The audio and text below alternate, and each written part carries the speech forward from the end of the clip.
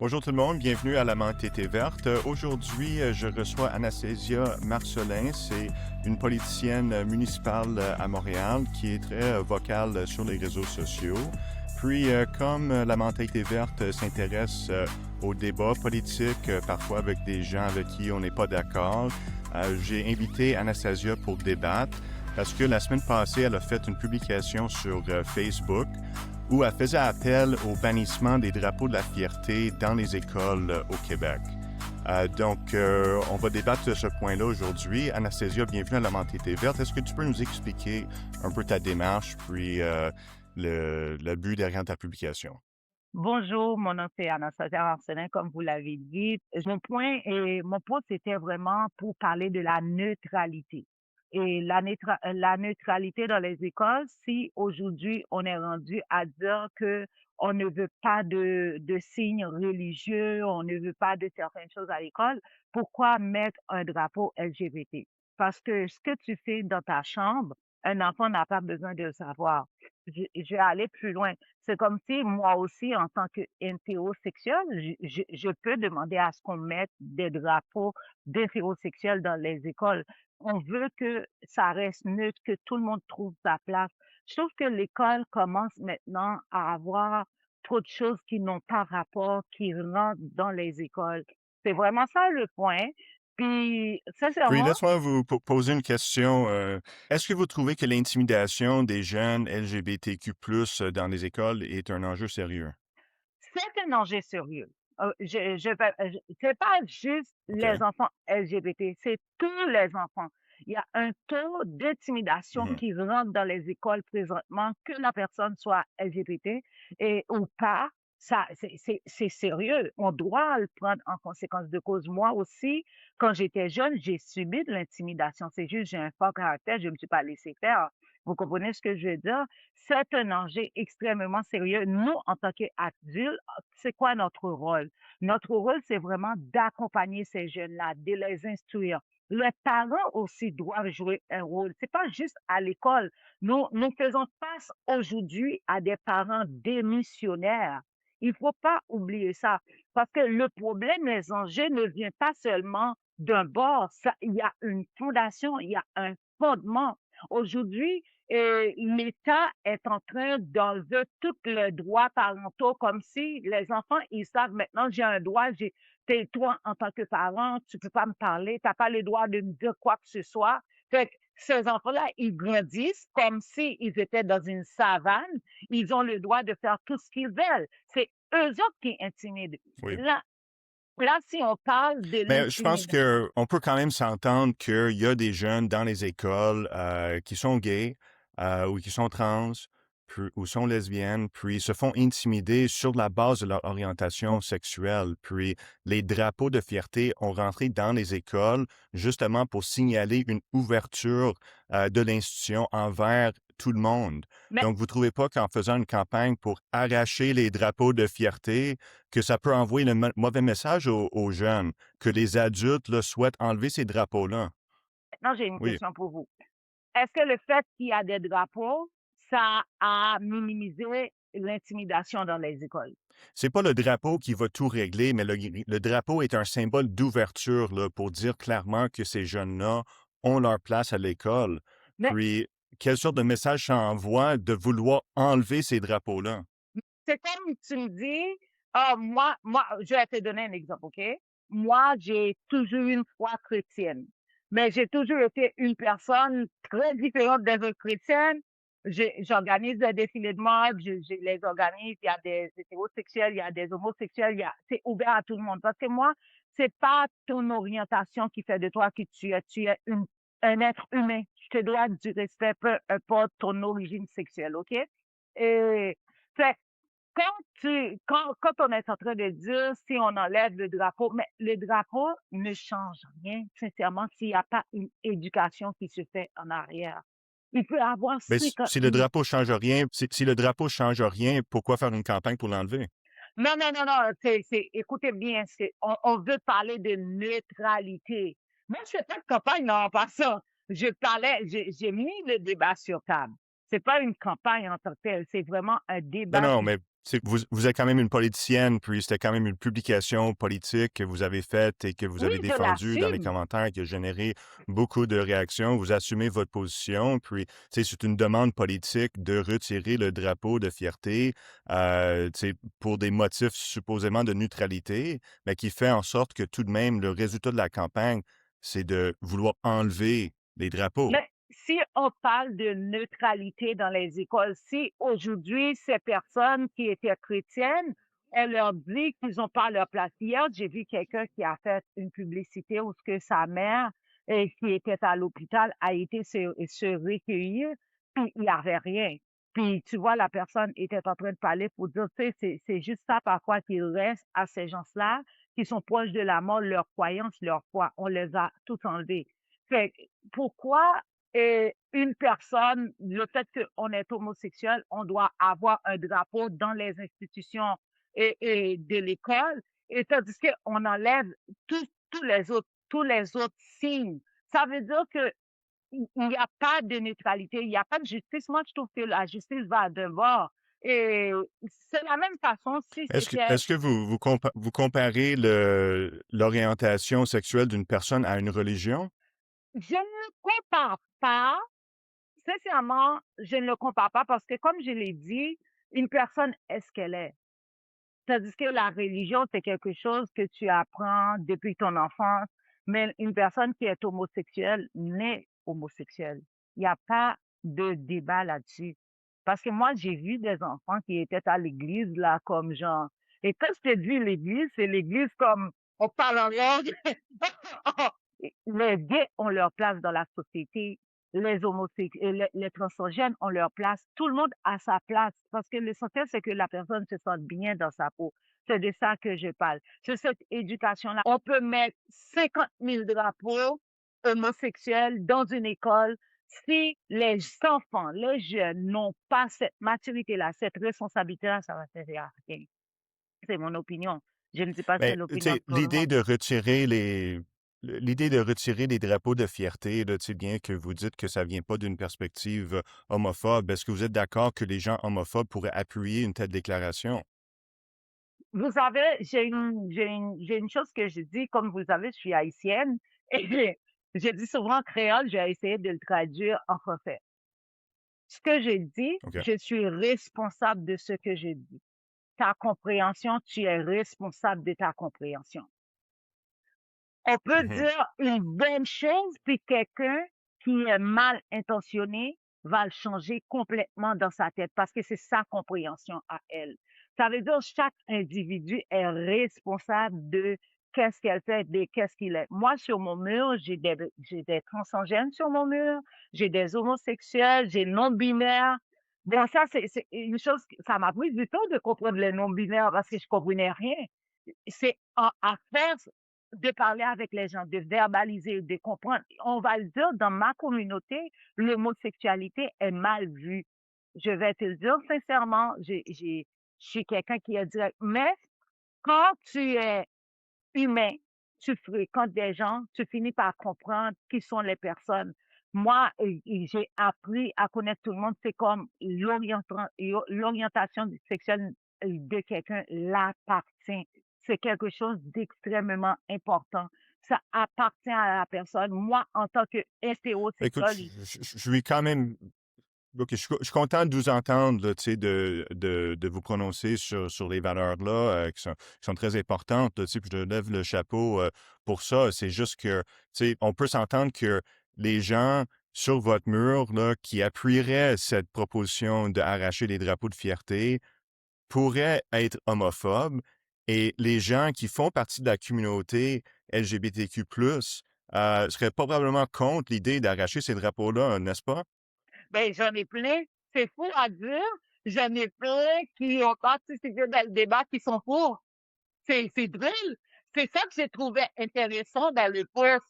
Dans le post, j'avais beaucoup de personnes homosexuelles qui ont participé, qui étaient d'accord. On va pas se mentir, il y a des personnes extrémistes qui détestent les homosexuels qui peuvent écrire sur mon mur. On va pas se mentir là-dessus. Mais Ça ne veut pas Ouais. dire que la majorité sont comme ça. Le drapeau n'a pas sa place. C'est une institution d'école. Ces enfants-là, ils sont là. Bon, surtout en primaire. Moi, c'est personnel. Surtout en primaire, je vois ça. Et ces personnes-là, ces enfants-là sont là pour acquérir de la maturité. On peut leur parler de ce genre de choses. Oui, il y a des enfants qui ont deux parents. Et pourquoi cet enfant-là a deux parents, maman? Pourquoi ces deux parents sont du même sexe? Écoute, c'est parce que dans le monde, il y a plusieurs personnes et ces personnes-là, et leurs parents ont le même sexe parce qu'ils s'aiment, c'est l'amour. Tu sais, l'éducation, c'est la base, comme on éduque, on n'est pas obligé d'exposer ces enfants. Moi, personnellement, je suis contre les cours sexuels dans les écoles primaires. À partir de 12 ans, on commence à entrer dans la puberté. Oui, on doit leur parler, on doit leur expliquer certaines choses. Fait, il faut protéger nos jeunes. Et c'est ça que j'ai remarqué qu'on ne fait plus. On ne protège pas Mais est-ce que la les cours relève. d'éducation sexuelle, puis les drapeaux de fierté, puis les discours d'inclusion, c'est pas quelque chose qui protège les jeunes? Comme je l'ai dit, mieux que 12 ans, je trouve pas ça à sa place. On peut éduquer, mais sans pour autant accentuer. On fait l'éducation. Mais accentuer ça, je trouve que ça va trop loin. Je trouve qu'on sexualise trop nos enfants. On les expose trop à la sexualité. Ouais. Mais OK, écoute, pour revenir au débat, en anglais, on a un terme politique qui s'appelle le dog whistle. Tu sais, puis le dog whistle, ce que ça veut dire, l'expression en anglais, c'est de tenir un discours qui a un élément qui va chercher des gens là, qui sont peut-être homophobes ou transphobes ou racistes. Donc, les gens, les politiciens veulent avoir un discours qui est quand même acceptable dans le mainstream, mais qui donne quand même, qui tire le sifflet pour attirer des gens qui ont peut-être des points de vue un peu plus extrêmes. Est-ce que dans la situation actuelle, votre campagne pour retirer des drapeaux de fierté n'est pas un dog whistle? Je vais te le redire encore, c'est pas une campagne, c'est un débat. C'est différent. C'est vraiment un débat où j'ose dire les choses que les autres ne disent pas. Ce n'est pas une campagne. Une campagne, c'est si j'ai commencé à aller dans les médias, dans les affaires moi, c'est comme ça que je vois. Moi, d'ailleurs, c'est des causes que souvent, que je vais défendre. Fait que c'est pas une campagne, c'est vraiment un débat. Puis vous avez parlé de, tu sais, de le rôle important que la religion joue dans votre vie. Est-ce que Non, ça joue pas de vos rôle convictions important. religieuses... Non, non, ça joue pas de rôle important. Il n'y a pas rapport comme le fait d'être chrétien. La chrétienté ne brime pas, la religion ne brime pas sur moi. Je ne suis pas religieuse. Ben, merci beaucoup, Anastasia. C'est un plaisir de débattre avec vous.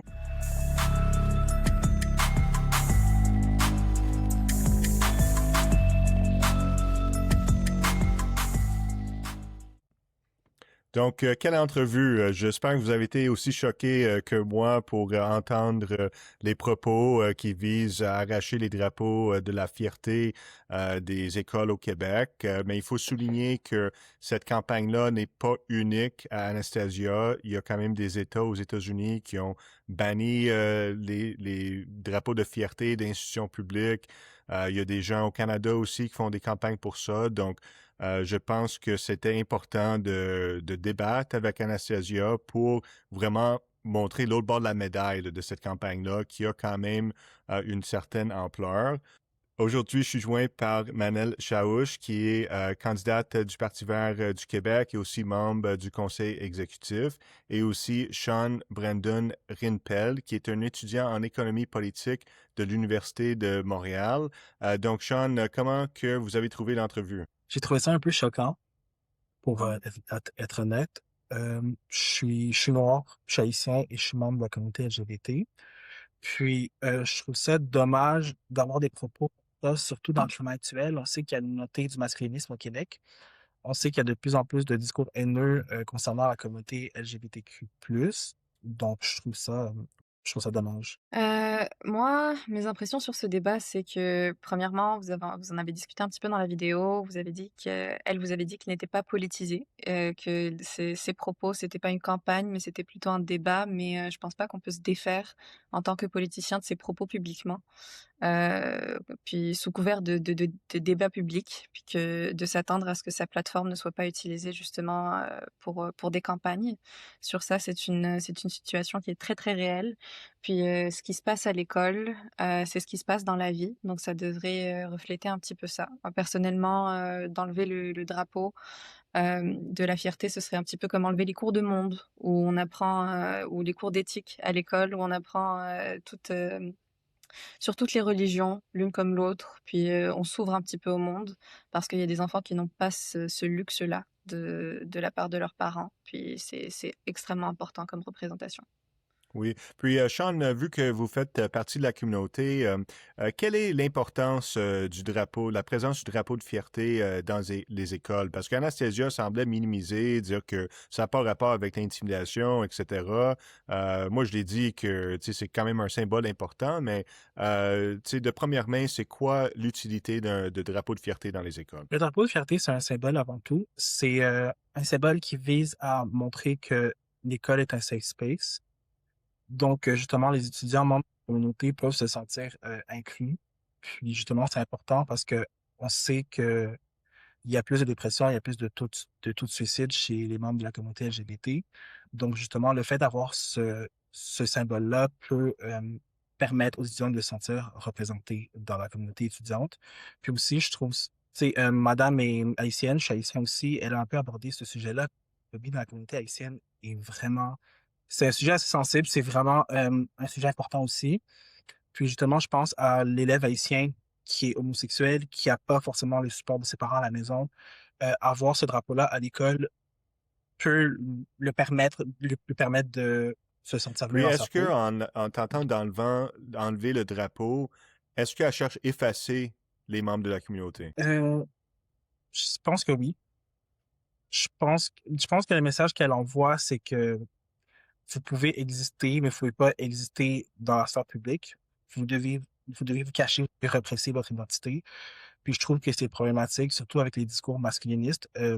Justement, il y a un peu cette tentative d'effacer, de répresser les femmes, la communauté LGBT, puis c'est ça, il y a cette tentative de répresser les gens, puis je pense que effacer un symbole, c'est effacer un symbole, c'est effacer un signe, c'est effacer le drapeau de la fierté, donc la fierté de faire partie de cette communauté-là. Donc justement, je pense que il y a un peu cette tentative de répresser, de cacher ce monde-là.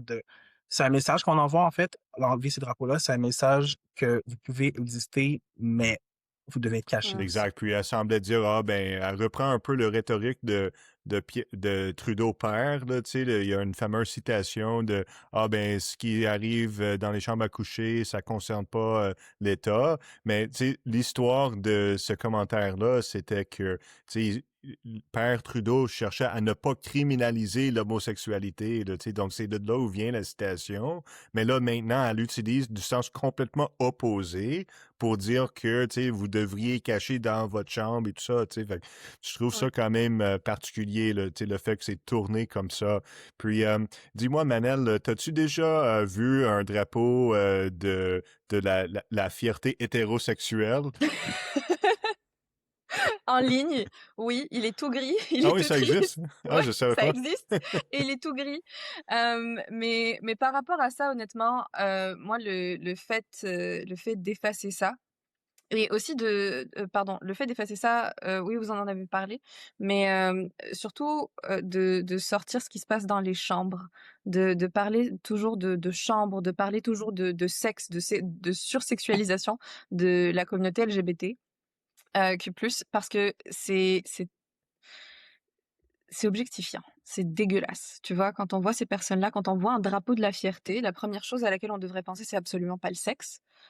C'est absolument pas que ça devrait être choquant pour les enfants, le fait qu'elle ait aussi comparé ça à l'éducation sexuelle, qu'elle a dit qu'il y a un temps pour tout, puis c'est pas à ce moment-là que les enfants devraient apprendre de ça. C'est comme si c'était un choc aux valeurs morales, puis que les valeurs morales des enfants, qu'on devrait leur inculquer depuis le plus jeune âge, parce qu'elle a dit aussi, surtout dans les écoles primaires, que ces choses-là ne font pas partie de la vie normale, que c'est quelque chose qu'on aborde une fois qu'on est arrivé à un certain âge, à 12 ans, où on peut, on peut stomach en bon français, donc on peut, supporter quelque chose comme ça. C'est bah, pour moi, c'est absolument ridicule.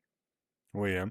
Ben, chose certaine, le drapeau de la fierté, là, il est en train d'être affiché. Ben, il est affiché au bureau du Parti vert depuis longtemps. Puis, on a fait exprès pour avoir le drapeau de fierté la plus récente, là, parce que il y a des mises à jour là, fréquentes du drapeau, là, tu sais, pour être le plus inclusive possible, là, tu sais, pour chacun des groupes et tout ça. Fait que c'est le drapeau qu'on a actuellement au bureau du parti qui est derrière moi. Puis, je pense que ça serait intéressant aussi de parler de ces tactiques de communication, tu sais, parce que honnêtement, ça me fait penser beaucoup à l'évolution du discours de l'extrême droite au Québec.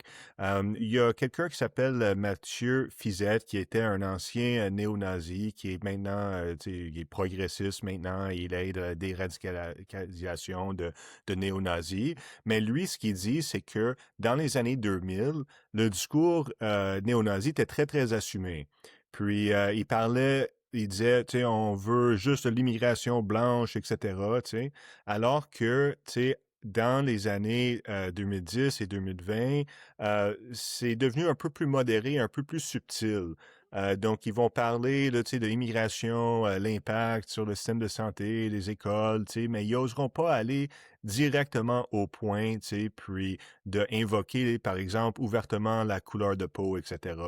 Sean, est-ce que tu trouves qu'il y a des choses semblables, là, tu sais, dans le discours? Parce que Madame va quand même passer beaucoup de temps à dire qu'elle est ouverte, puis que tout le monde a sa place et tout ça, mais pour finalement revenir à la conclusion que les drapeaux de fierté, ils doivent être enlevés. Je pense que c'est facile de dire qu'on est ouvert, mais je pense que ce que madame fait, elle ouvre la porte à des discours haineux. Tu sais, justement, ses posts Facebook, tu sais, elle dit, madame fait dire que c'est pas un discours politique, c'est juste un débat qu'elle ouvre.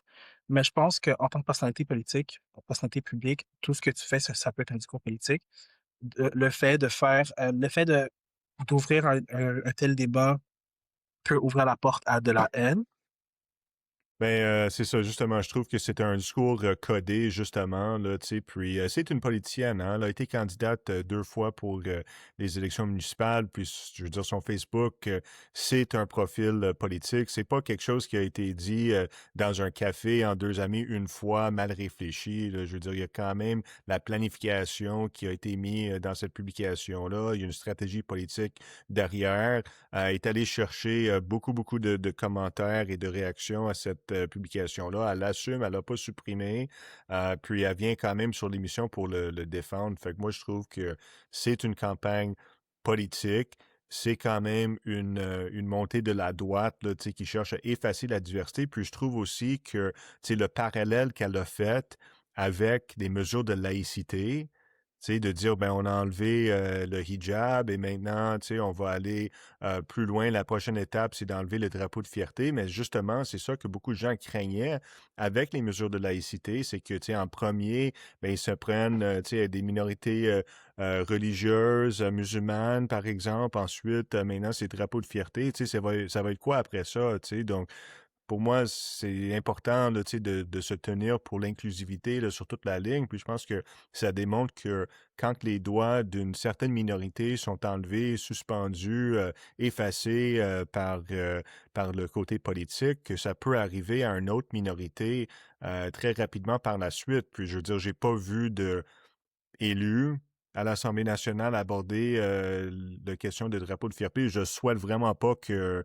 le Québec rentre dans cette direction-là, mais tu sais, je pense que c'est quand même important d'avoir une certaine solidarité puis que les gens comprennent que quand les droits d'un groupe sont attaqués, là, que ça affecte tout le monde. Ouais, absolument. Pour rajouter à ça, moi, l'éducation, c'est vraiment le sujet qui me tient le plus à cœur. Puis, de ce qu'on inculque à nos enfants, c'est ce qu'on inculque, aux générations qui viennent, à comment est-ce qu'on façonne le monde.